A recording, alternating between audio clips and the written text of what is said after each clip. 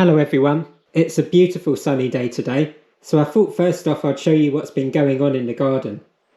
We've got loads of primroses now, and the celandine are out and flowering. There's loads of narcissi and the garden's looking really yellow. Also got some great hyacinths starting to come out. Loads of new leaves in the little wooded area by the studio. And the insects are starting to come out of hibernation. First off, I'm going to look back to February and finish off a page that's been waiting for some flowers to come out of the press. Then I'm going to celebrate the beauty of the garden with a nice little border for my March weather page. So with all of that to do in today's video, let's get started.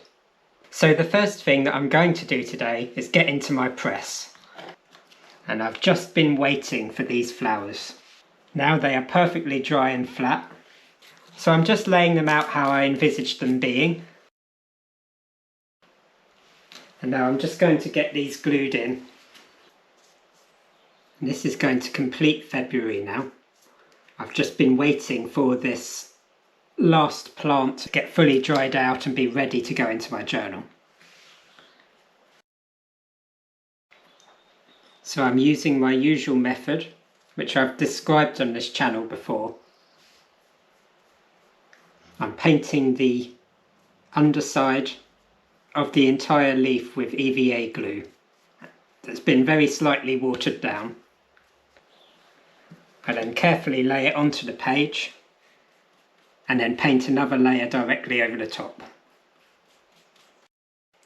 It took these celandine leaves and flowers a little longer to dry than some other of the flowers that I've done.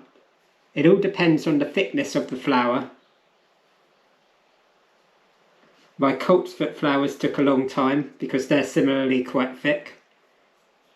And I'm talking 3 to 4 weeks in the press before they're ready to go on the page.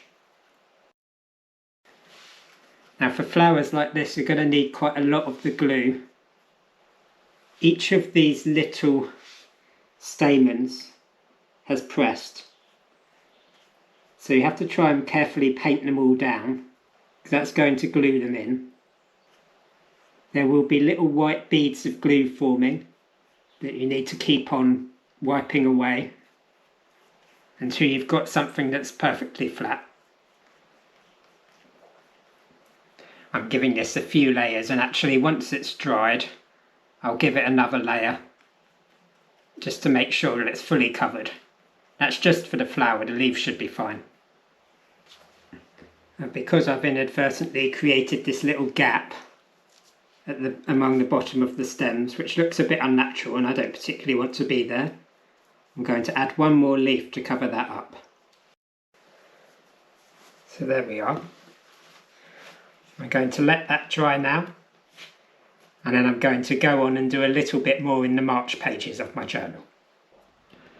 I thought I'd celebrate this new life in the garden today by filling this top corner of my title page with primroses and celandine and all the new leaves of the garden. So I'm just quickly sketching this from my photograph. I'm just making sure I fill the space to show just how crowded together these young plants are.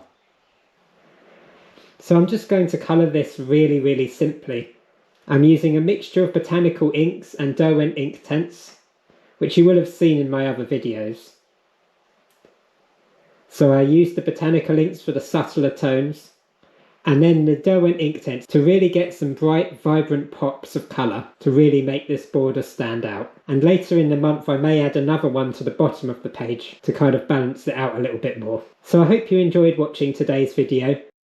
In the next video I'm going to be heading back outside again, probably down to the beach. So if you're interested in seeing that, please do subscribe to the channel, and I'll see you next time.